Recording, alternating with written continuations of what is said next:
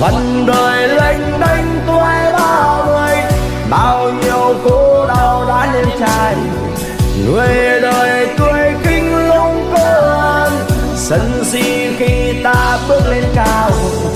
Có sóng gió mới cho ta hiểu rằng duy chỉ hiên ngang an nhiên mà đi.